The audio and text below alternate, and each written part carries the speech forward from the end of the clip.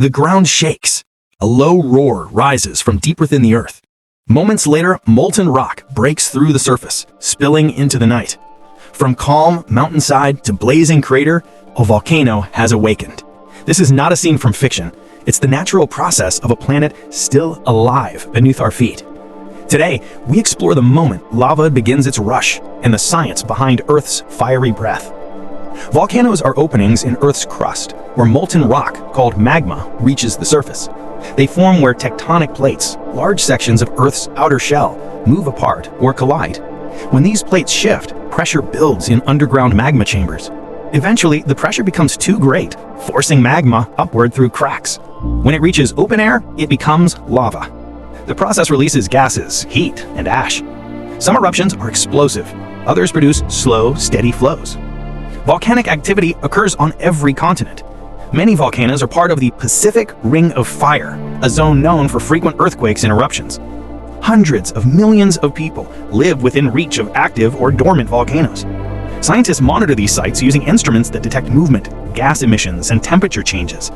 Global networks of seismographs, devices that record vibrations, help identify when magma begins to rise. This early warning system can provide crucial hours or days for nearby communities to prepare.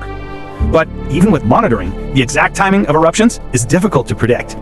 Each volcano behaves differently, shaped by its geology, magma type, and internal pressure. In this eruption, sensors first recorded a sequence of small earthquakes beneath the mountain. Steam vents opened, releasing sulfur dioxide and other gases. Within hours, bright orange cracks appeared along the crater's edge. Then came the lava rush. Thick, molten rock poured down the slope, glowing red in the darkness. The flow moved slowly but steadily, advancing over rock and vegetation. At its hottest, the lava reached more than 1,000 degrees Celsius, about 1,800 degrees Fahrenheit. From a drone view, rivers of molten rock spread through the landscape, dividing and joining again. Sparks rose where lava met trees or structures. The surrounding air shimmered with heat. Nearby monitoring teams recorded the event from safe zones several kilometers away. They measured gas concentrations, temperature, and flow speed. Residents living on the lower slopes were evacuated as authorities closed access roads. Ash clouds drifted upward, reaching several kilometers into the atmosphere. Wind carried fine particles toward nearby towns, turning daylight into muted gray. Airports temporarily suspended flights to prevent ash damage to engines. Despite the intensity, the eruption remained within the volcano's known channels. No explosive blast occurred, and local authorities confirmed that early warnings had prevented casualties. As the hours passed, the lava slowed down. Thicker, cooler crust formed at the surface, while molten layers continued to move beneath. By dawn, the main vent was releasing only smoke and gas. The eruption had reshaped the mountain slope, adding new layers that would harden over time. For geologists, each layer becomes part of the volcano's long history, a record of activity that helps predict future events. Volcanoes remind us that Earth is dynamic and constantly changing. The same forces that create destruction also build new land. When lava cools, it solidifies into basalt and other volcanic rock. Over centuries, these rocks break down into fertile soil, rich in minerals. That's why many volcanic regions support thriving agriculture once the land stabilizes.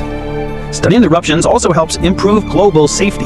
Data from each event refine early warning systems and computer models. By comparing patterns in gas emissions, temperature, and seismic activity, scientists can recognize warning signs earlier. Understanding volcanic gases is another key area of research. Emissions of sulfur dioxide and carbon dioxide influence local air quality and climate. Tracking these gases contributes to broader climate models used by meteorological agencies. Volcanoes also power renewable energy. Geothermal plants use underground heat to produce electricity and warm buildings. The same heat that drives eruptions can be harnessed responsibly to support human needs. From a cultural perspective, volcanoes hold deep significance. Many indigenous and local communities view them as sacred, symbols of creation and renewal. Respecting both the science and the cultural meaning of volcanoes provides a more complete understanding of our planet. Finally, documenting eruptions through photography and drone footage brings scientific knowledge to a wider audience. Visual records help people see how natural systems work, encouraging preparedness rather than fear.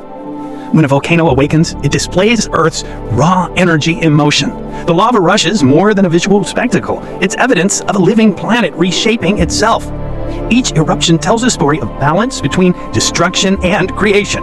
It shows how pressure, temperature, and time combine to sculpt the surface we live on. Through observation and technology, we're learning to read these signs more clearly. With preparation and respect for natural forces, communities can coexist safely with volcanoes. The mountain will quiet again, its new layers cooling into stone. But deep down below, heat is still moving, waiting for the next release. This is Earth's heartbeat, slow, powerful, and continuous. The volcano awakens, and through it, we glimpse the planet's enduring strength.